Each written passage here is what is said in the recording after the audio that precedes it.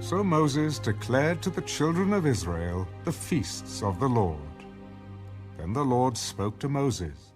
Command the children of Israel that they bring to you pure oil of pressed olives for the light, to make the lamps burn continually. Outside the veil of the testimony, in the tabernacle of meeting, Aaron shall be in charge of it from evening until morning before the Lord continually. It shall be a statute forever in your generations. He shall be in charge of the lamps on the pure gold lampstand before the Lord continually. And you shall take fine flour and bake 12 cakes with it. 2/10 of an ephah shall be in each cake. You shall set them in 2 rows, 6 in a row, on the pure gold table before the Lord. And you shall put pure frankincense on each row, that it may be on the bread for a memorial, an offering made by fire to the Lord. Every Sabbath he shall set it in order before the Lord continually, being taken from the children of Israel by an everlasting covenant. And it shall be for Aaron and his sons, and they shall eat it in a holy place, for it is most holy to him from the offerings of the Lord made by fire, by a perpetual statute. Now the son of an Israelite... Yesterday we were talking about the importance of who could eat it, right? Who in the family could eat it. No outsider could eat. And the fact that it was just important to eat it also, you know?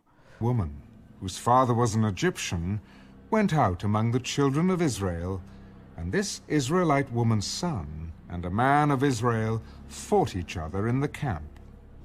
And the Israelite woman's son blasphemed the name of the Lord and cursed, and so they brought him to Moses. His mother's name was Shelomith, the daughter of Dibri, of the tribe of Dan. Then they put him in custody, that the mind of the Lord might be shown to them. And the Lord spoke to Moses. Take outside the camp him who has cursed. Then let all who heard him lay their hands on his head, and let all the congregation stone him. Then you shall speak to the children of Israel, saying, whoever curses his God shall bear his sin. Leviticus 22. I gotta change that on the screen. What?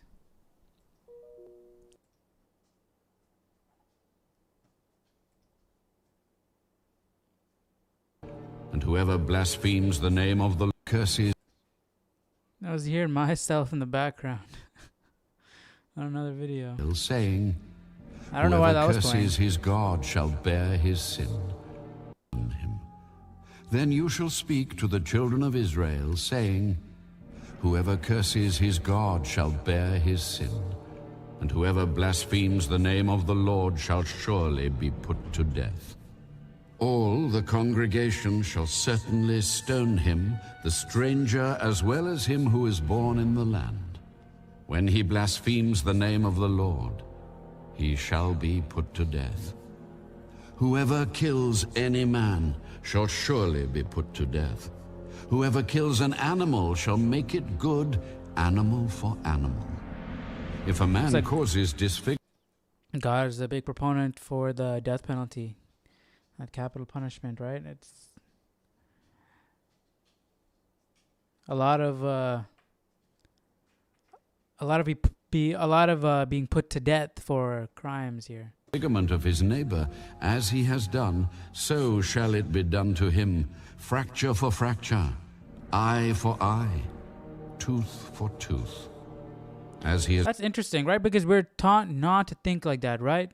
Don't think like eye for an eye, tooth for a tooth, right? If a man causes disfigurement of his neighbor as he has done, so shall it be done to him. Fracture for fracture, eye for eye, tooth for tooth. As he has caused disfigurement of a man, so shall it be done to him. I mean, that's a really good way to dissuade somebody from hurting somebody else, because they wouldn't want to be hurt that way, right? But then this is probably where the golden rule came from, right? Treat your neighbor as you would want to be treated, right? So, don't stab your neighbor in the eye, because guess what? Your eye is going to get stabbed. literally. And but then Jesus comes along and says, turn the other cheek, right? If you get slapped, not literally slapped, but you know what I mean?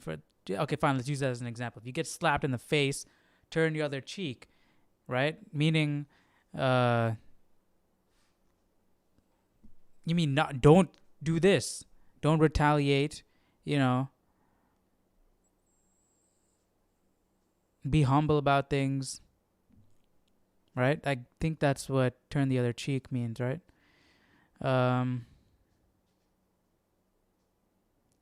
But this seems to be the opposite mindset. Let's look that up. Why does God say eye for an eye?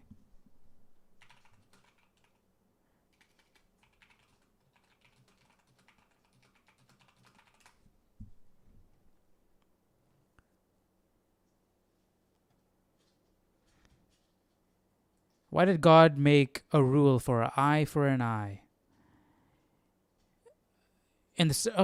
Jesus talked about that too. In the Sermon on the Mount, Jesus taught, "You have heard that it was said, an eye for an eye and tooth for a tooth. But I tell you not to resist an evil person. But whoever slaps you on the right cheek, turn the other to him also." When this law was first given in the Mosaic era, it was a great improvement for the blood feud system of justice that was prevalent in those days. For in these systems, the law rendered multiple interest on the injuries that were done, thus exhibiting unfairness. The purpose of the Mosaic law was to execute justice, but this law didn't excuse or allow personal revenge. I guess it wasn't personal because it was written into law, right? Just the fact that it was written into law, the punishment, you could separate it from a personal vendetta. Jesus taught his followers not to seek revenge for injuries that were done to them. He addressed active hostility, not passive resistance. The Christian will not meet violence with violence. He will overcome evil with good and heap coals of fire upon the head of one who wrongs him. In the Sermon on the Mount, Jesus gave many other principles on treating others. He showed that he was more interested in the spirit that moves the act rather than the act itself. And that is, we're going to touch on this topic in a video I'm going to be uploading. I'll upload it probably on Monday, regarding how Judaism is more acts-based and Christianity is grace-based. The Christian should not fight for what he believes to be his rights. He will succumb to hurt rather than seek a chance to cause it. He will depend on God to take revenge for him instead. Christ, our example, kept the spirit of this command during his ministry and death. He was oppressed and he was afflicted, yet he opened not his mouth. He was led as a lamb to the slaughter, and as a sheep before its shearers is silent, so he opened not his mouth. At the crucifixion, Christ illustrated the spirit of love when he asked his Father to forgive those who tortured him, and Christ's apostles followed in his example in not rendering evil for evil. Okay, so this article is just saying that Jesus is teaching something differently than it was taught in Leviticus. But why? Why was it taught this way in the first place? Let's see if somebody says anything over here. In shorthand notes for a longer passage in the Talmud, which makes it clear that what's being discussed is a system of set compensation. It means that if you lose an eye, you should demand the compensation which the law grants you for an eye, rather than starting a tit-for-tat blood feud. Okay, so that is, I guess that's similar to what they were trying to get with the previous article, but I wasn't really getting what they were speaking of. Okay, so I guess you did instead of falling into a tit for tat blood feud, right? Let's say somebody chopped my arm off, right? I chopped their arm off, right? Instead of me doing something to them, then they do something to me, then me doing something to them, they do something to me, and it goes on and on and on and on and on. And we'll start a whole familial feud going down generations, But this is, if somebody chops off my arm, they can chop off my arm. And that's it. It ends right there. Done. So I guess having that written down will prevent things from escalating. Let's see what this next person says.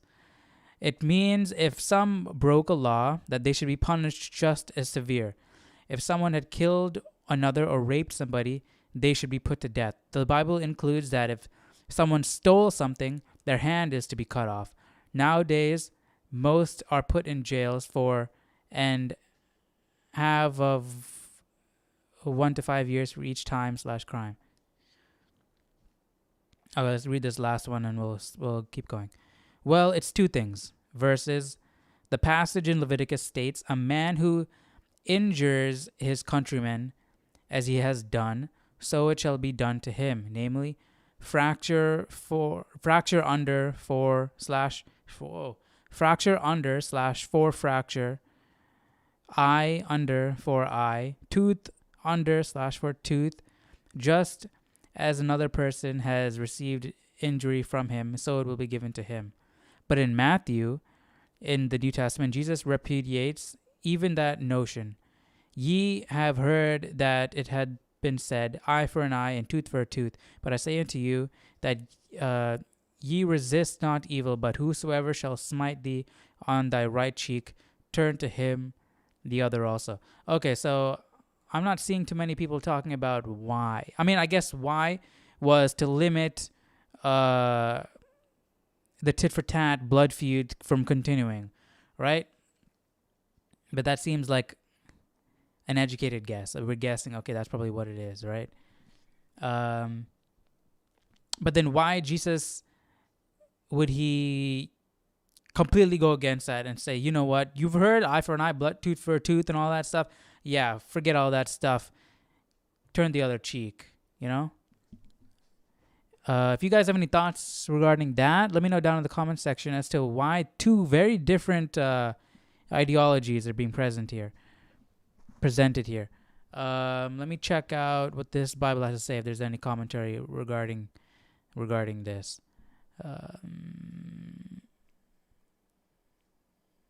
24:19.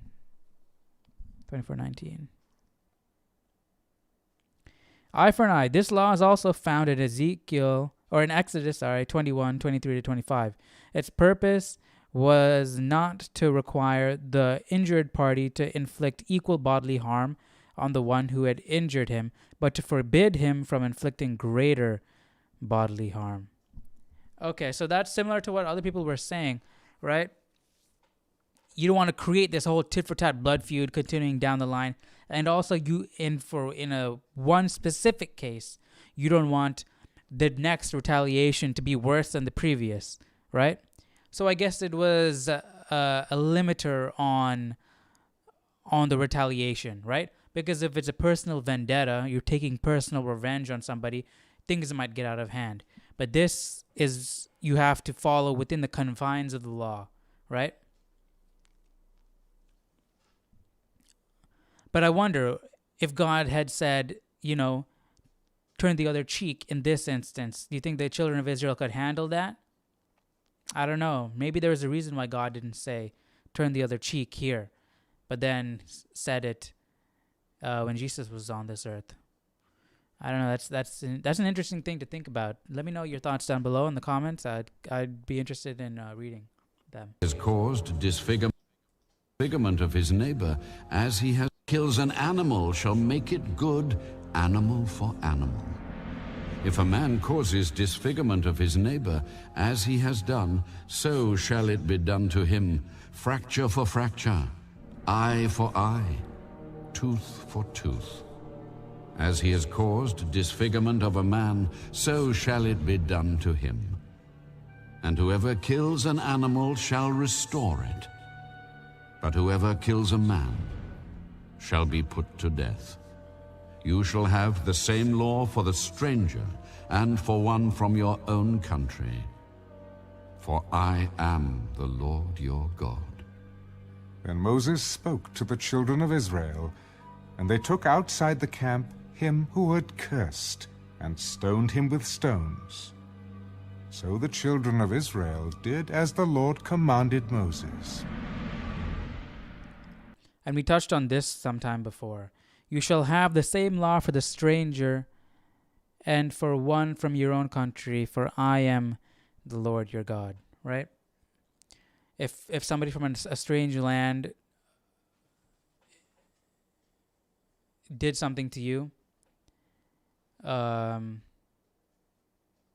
you could treat them, and the punishment is, you would do the same thing to them, but no worse, even though they're a stranger.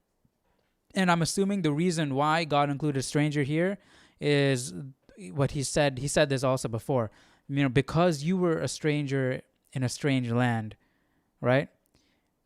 That's why, God is treating a stranger in the same way that he's treating his own people here. Yeah.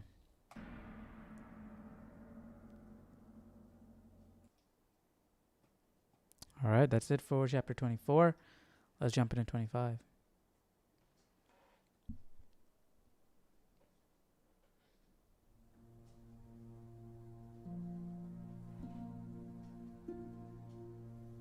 And the Lord spoke to Moses on Mount Sinai. Speak to the children of Israel, and say to them, when you come into the land which I give you, then the land shall keep a Sabbath to the Lord. 6 years you shall sow your field. When you come into the land which I give you, then the land shall keep a Sabbath to the Lord. The land is keeping a Sabbath to the Lord. And 6 years you shall to the Lord. 6 years you shall sow your field, and 6 years you shall prune your vineyard, and gather its fruit. But in the 7th year there shall be a Sabbath of solemn rest for the land, a Sabbath to the Lord. You shall neither sow your field nor prune your vineyard. So they just don't reap any harvest that entire year? Grows of its own accord of your harvest you shall not reap, nor gather the grapes of your untended vine, for it is a year of rest for the land. And the Sabbath produce of the land shall be food for you, your male and female servants. Okay, so you can go and pick. You just can't prune.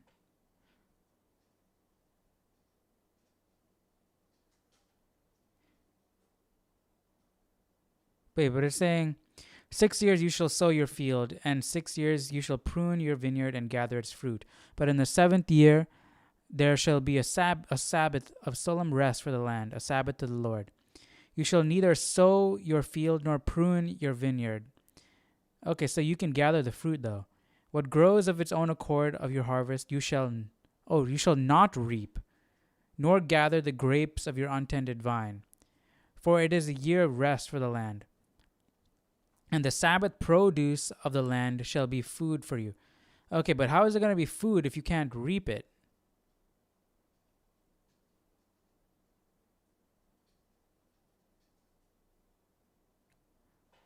Somebody explain that to me. You shall neither sow your field nor prune your vineyard.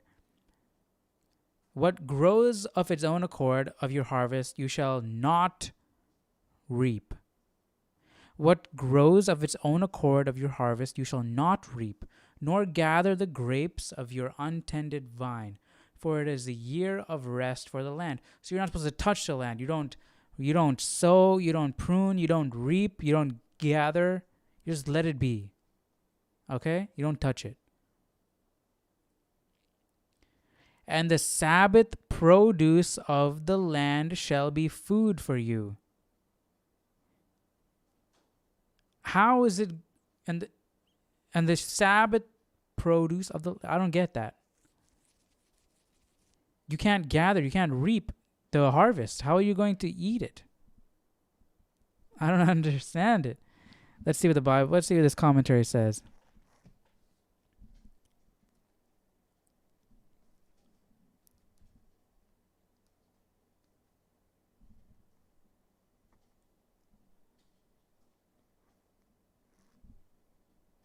Shall not reap. Reaping and gathering for storage and selling were not permitted in the Sabbath year. Okay, reaping and gathering for storage and selling were not permitted in the Sabbath year. However, harvesting for daily needs was permitted. Since the purpose of these laws was to promote social equality in Israel, anyone, regardless of social standing, was permitted to use anything that grew wherever it grew. Where does it say that? Where does it say that? It doesn't say that at all. Where does it say that I can go? Okay, all land is like, free, whatever. It's a free for all with the harvest, right? I can go and pick any corn out of any land anywhere because it's the Sabbath of the land. Where does it say that? I don't see that written here at all. And the Sabbath produce of the land shall be food for you. For you, your male and female servants, your hired man, and the stranger who dwells with you. For your... Okay, see, it's not free for all. It's not leveling the playing field like this commentary is saying. This is all still your land, right? Your male and female servants, for you, your hired man, and the stranger that dwells with you. So all the people that fall under you can use the produce in that land, right? Livestock and the beasts that are in your land, all its produce shall be for food. Okay, so you can use it as food, but you can't. It makes sense. I mean, what else? What else is it going to be? You can't sell and you can't store, right? You shall neither sow your field nor prune your vineyard. What grows of its own accord of your harvest you shall not reap, nor gather the grapes of your untended vine, for it is the year of rest for the land. Okay, is there a difference between the harvest and the grapes and the produce? I don't know.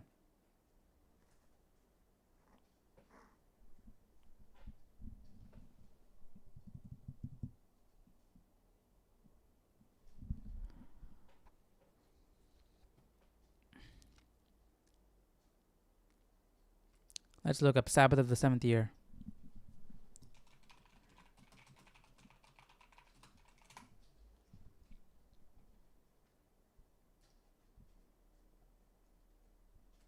That's just the Bible verse. What is a sabbatical year?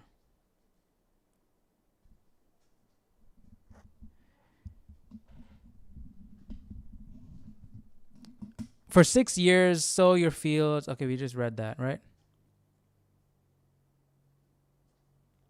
Every 7th year, then, was to be a time of no planting or pruning of the crops. Sabbath day was a rest every week, and this rest was applied to... Can you guys see that? And this rest was applied to the farmland once every 7 years. The sabbatical year is also mentioned in Exodus 23:10-11. If the Israelites were not to plant during the sabbatical year, what were they to eat?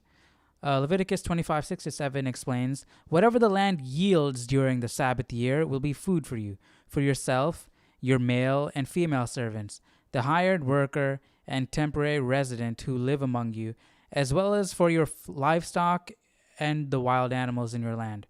Whatever the land produces may be eaten. But you just can't touch it, meaning like you can't plant, can't sow or anything, sow any new seed or anything like that. The food for the Israelites, their servants, and livestock was to come from harvesting the sabbatical year's volunteer crop, reaping the harvest that grew on its own accord in the 7th year. Well, let me read that again. The food for the Israelites, their servants, and the livestock was to come from harvesting the sabbatical year's volunteer crop, reaping the harvest that grew on its own accord in the 7th year. Leviticus 25:20-22 anticipates the people's question. You may ask, what will we eat in the 7th year if we do not plant or harvest our crops? I will send you such a blessing in the 6th year that the land will yield enough for 3 years. While you plant during the 8th year, you will eat from the old crop, and you will continue to eat from it until the harvest of the 9th year comes in. In other words, the Israelites had no reason to worry. God promised to take care of them if they would only trust him. That reminds me of the manna, right? God gave enough manna on the Friday, enough manna for the Sabbath, and he provided, and they didn't have to worry.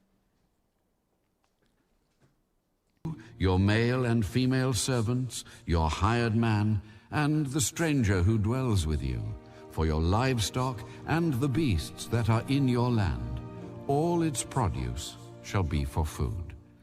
And you shall count 7 Sabbaths of years for yourself, 7 times 7 years. And the time of the 7 Sabbaths of years shall be to you 49 years. Then you shall cause the trumpet of the Jubilee to sound on the 10th day of the 7th month. On the Day of Atonement you shall make the trumpet to sound throughout all your land. And you shall consecrate the 50th year, and proclaim liberty throughout all the land to all its inhabitants. It shall be a jubilee for you. I wonder what the first year would be, right? What's the starting point? You shall count 7 Sabbaths of years for yourself, right? Is it from the day you were born and everyone has their own year of Jubilee? Or is it, a community thing? Everyone's year of Jubilee is the same, and there was a beginning year. And, I don't know. You shall make the trumpet to sound throughout all your land. And you shall consecrate the 50th year, and proclaim liberty throughout all the land to all its inhabitants. It shall be a jubilee for you, and each of you shall return to his possession, and each of you shall return to his family. That 50th year shall be a jubilee to you. In it you shall neither sow nor reap what grows of its own accord, nor gather the grapes of your untended vine. For it is the Jubilee. It shall be holy to you. You shall eat its produce from the field. In this year of Jubilee, each of you shall return to his possession. And if you sell anything to your neighbor, or buy from your neighbor's hand, you shall not oppress one another. According to the number of years after the Jubilee, you shall buy from your neighbor, and according to the number of years of crops, he shall sell to you. According to the... And if you sell anything to your neighbor or buy from your neighbor's hand, you shall not oppress one another. Okay, meaning don't rip them off, probably. According to the number of years after the Jubilee, you shall buy from your neighbor. And according to the number of years of crops, he shall sell to you.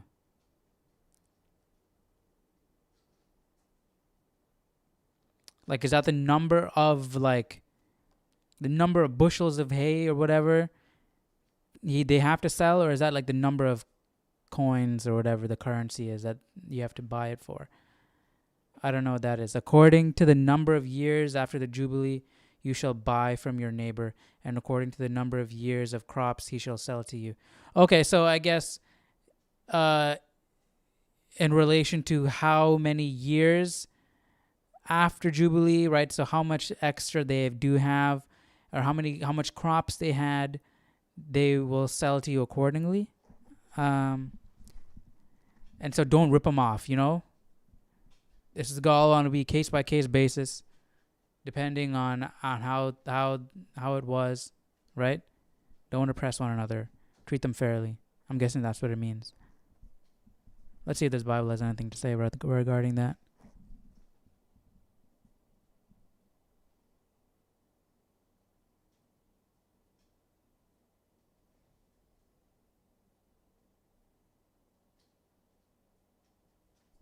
Nope. Multitude of years you shall increase its price, and according to the fewer number of years you shall diminish its price. Oh, there we go. For he sells to you according to the number of the years of the crops.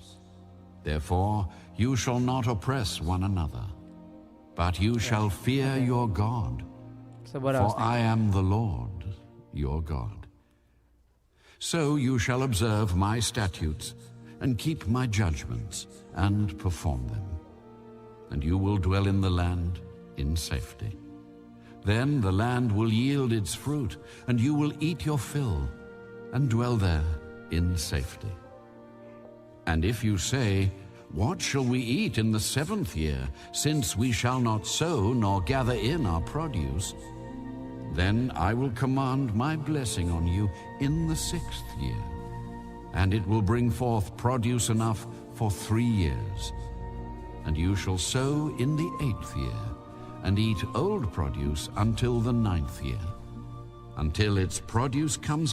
Do you think God was repeating himself this much, or is it just Moses repeating what God is saying this much? I think it's Moses repeating what God is saying this much. You shall eat of the old harvest. The land shall not be sold permanently, for the land is mine. For you are strangers and sojourners with me, and in all the land of your possession you shall grant redemption of the land. If one of your brethren becomes poor and has sold some of his possession, and if his redeeming relative comes to redeem it, then he may redeem what his brother sold. Or if the man has no one to redeem it, but he himself becomes able to redeem it, then let him count the years since its sale, and restore the remainder to the man to whom he sold it, that he may return to his possession. But if he is not able to have it restored to himself, then what was sold shall remain in the hand of him who bought it until the year of Jubilee. And in the Jubilee it shall be released, and he shall return to his possession. If a man sells a house in a walled city, then he may redeem it within a whole year after it is sold. Within a full year he may redeem it.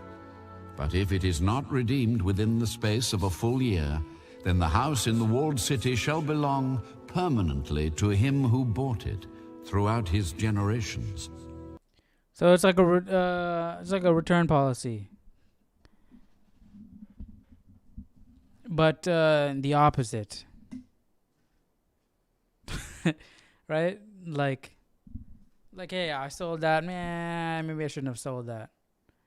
And you get it back. But that's sort of messed up for the person who bought it. You know what I mean?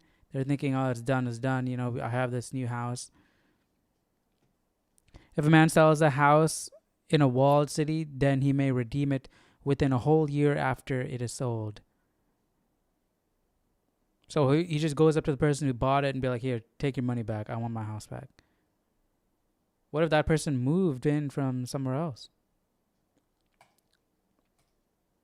It shall not be released in the Jubilee. However, the houses of villages which have no wall around them shall be counted as the fields of the country. They may be redeemed, and they shall be released in the Jubilee. Nevertheless, the cities of the Levites and the houses in the cities of their possession, the Levites may redeem at any time.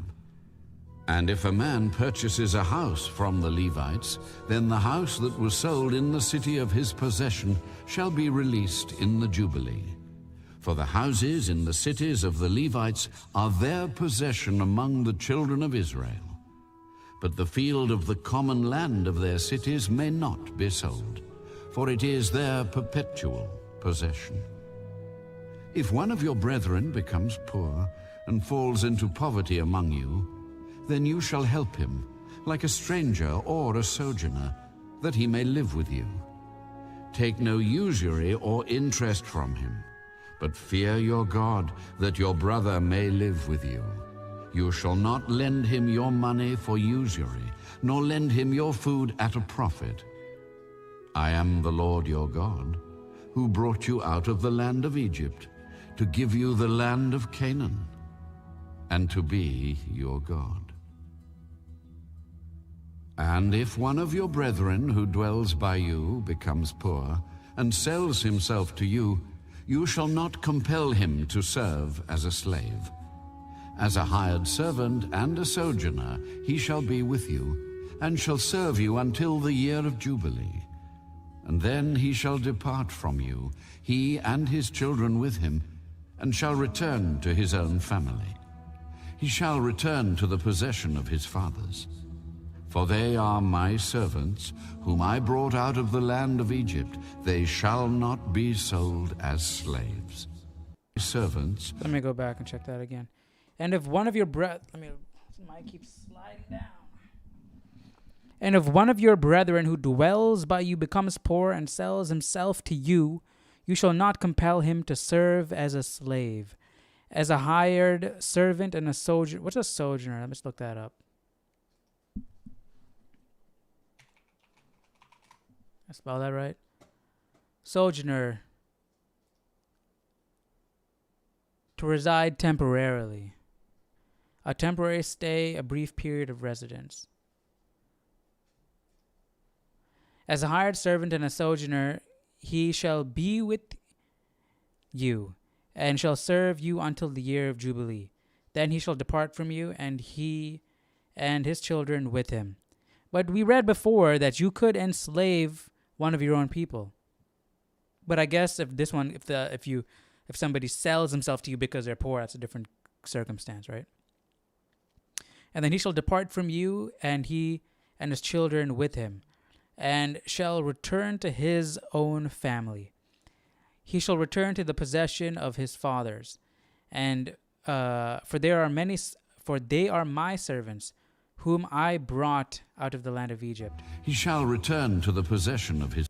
But see, we were reading before regarding slavery, and God was fine with them having slaves, even having slaves of their own kind. And if the slave master gave their slave a wife, right? If the guy decided, you know what, I finished my term of serving you and I want to leave, they can't take their wife with them, right? If they want to keep their wife, they got to stay with the master.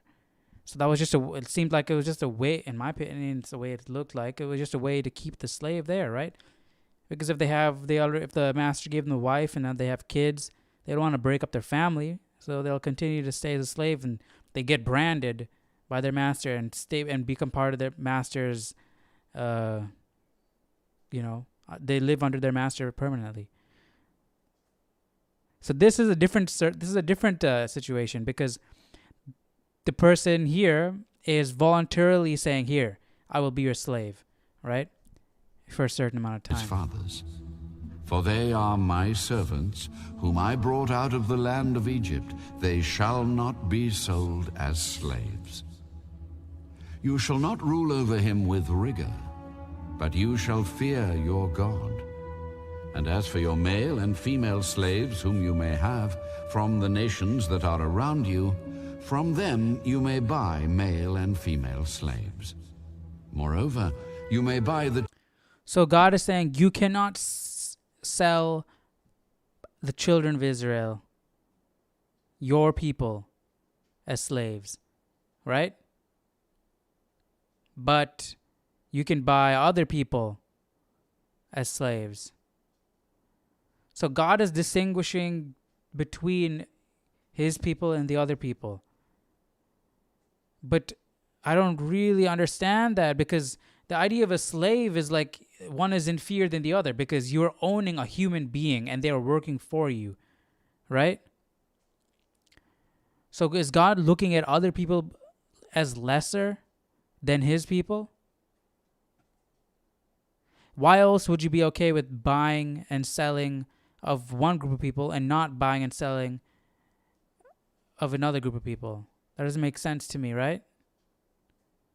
What are your thoughts about that? Let's see if this Bible has to say anything. I guarantee you it will not. Man, it's really hot here. And there's no AC. It's 43. Guess what? Oh, it might have something here. Yeah, it might have a little bit something here. Foreign slaves could be bought, sold, and inherited like other property.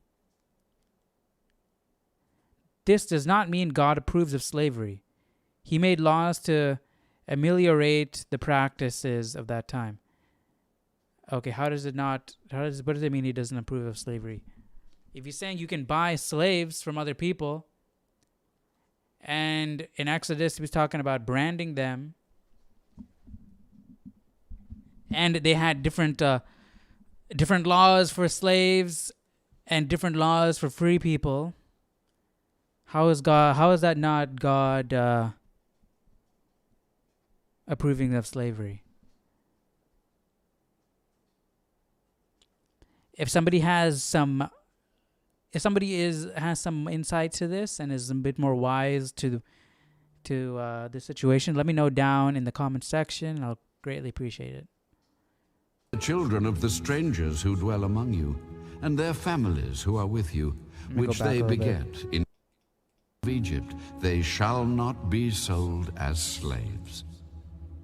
You shall not rule over him with rigor, but you shall fear your God. And as for your male and female slaves whom you may have from the nations that are around you, from them you may buy male and female slaves. Moreover, you may buy the children of the strangers who dwell among you, and their families who are with you, which they beget in your land, and they shall become your property. And you may take them as an inheritance for your children after you, to inherit them as a possession. They shall be your permanent slaves. But regarding your brethren, the children of Israel, you shall not rule over one another with rigor. But they can rule over others with rigor. Now if a sojourner or I don't understand that, especially because they were slaves in a strange land. Right? I mean, God did say eye for an eye, right?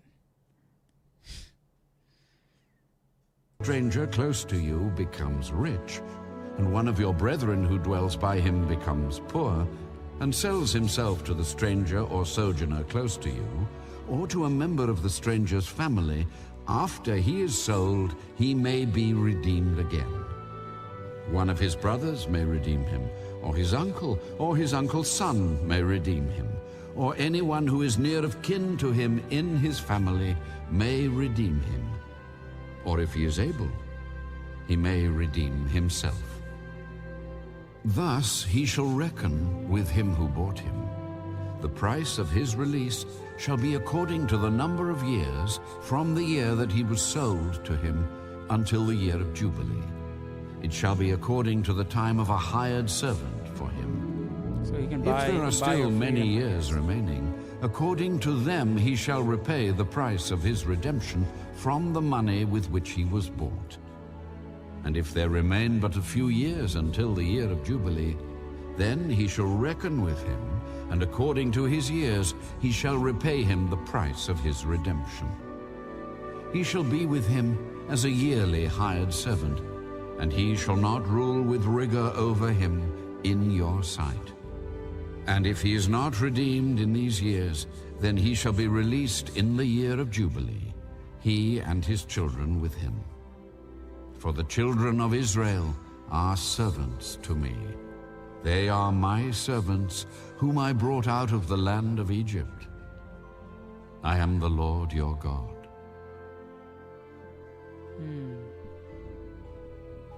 Yeah, that's real interesting regarding the slavery bit. Let me know down in the comment section what your thoughts are on that. I'm curious to know. This thing keeps sliding down. Yeah, so let me know your thoughts down in the comment section regarding that. I'll be curious to read your comments. And that's it for today. We just went through 24 and 25. Tomorrow we're going to be jumping into 26.